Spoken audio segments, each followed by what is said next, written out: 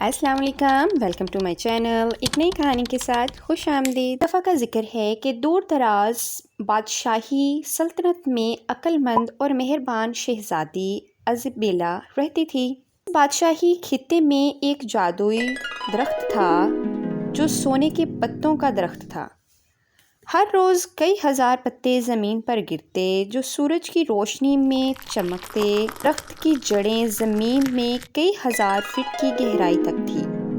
درخت کی بنا پر ہی ملک کو نعمتوں اور دولتوں سے نوازا جاتا تھا، لیکن یہ جادوئی درخت ایک ذمہ داری کے ساتھ وراثت میں نسل در نسل منتقل ہوتا تھا۔ اب یہ ذمہ داری اٹھانے کا فرض شہزادی کا تھا تاکہ وہ اس جادوئی درخت کا استعمال صرف سلطنت کے مفاد کے لیے کرے۔ یہ کہا جاتا تھا کہ اگر کوئی شخص اسے ذاتی مفاد کے لیے استعمال کرنے کی کوشش کرے تو سلطنت کے لوگوں پر مصیبت آئے گی اور درخت کا جادو ختم ہو جائے گا۔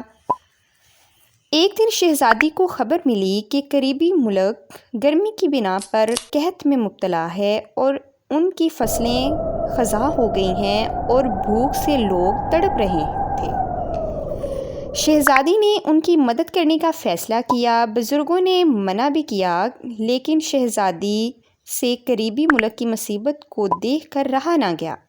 شہزادی نے درخت کے پتوں سے بہت بڑی خوبصورت ویسل بنائی جس میں بہت سارا پانی جمع ہو سکتا تھا، اور اپنے بھروسے مند ساتھیوں کے ساتھ وہاں جا کر یہ قیمتی تحفہ پیش کیا۔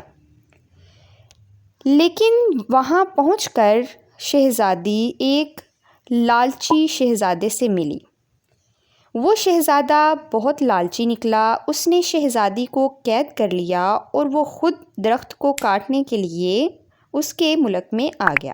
وہاں پہنچ کر ابھی کلہاڑی سے ایک وار ہی کیا، درخت کی شاخوں نے شہزادی کو لپیٹ لیا۔ اتنے میں شہزادی وہاں پہنچی۔ شہزادے نے شہزادی سے کہا کہ مجھ سے بہت بڑی غلطی ہو گئی، میں خود غرضی اور لالچ میں تھا جس کی وجہ سے میں اس انجام تک پہنچ گیا۔ یہ سن کر شہزادی کو پتہ چل گیا کہ شہزادے کو اپنی غلطی کا احساس ہو گیا ہے۔ شہزادی نے درخت کی شاخوں سے کہا کہ شہزادے کو چھوڑ دیا جائے۔ درخت کی شاخوں نے آہستہ آہستہ زمین پر لا کر شہزادے کو چھوڑ دیا، اور اس طرح اس کے بعد ان دونوں نے شادی کر کے مل کر سلطنت کو سنبھالا۔ شہزادی کی سلطنت کے لوگ بھی اس کی سلطنت میں آ گئے۔ سٹوری اچھی لگی ہو تو لائک کیجیے گا، کمنٹس کیجیے گا، شیئر کیجیے گا، اور چینل کو سبسکرائب کر کے بیل آئیکن پر لازمی پریس کر دیں تاکہ اس سے بھی اچھی سٹوریز آپ لوگوں تک پہنچتی رہیں۔ اللہ حافظ۔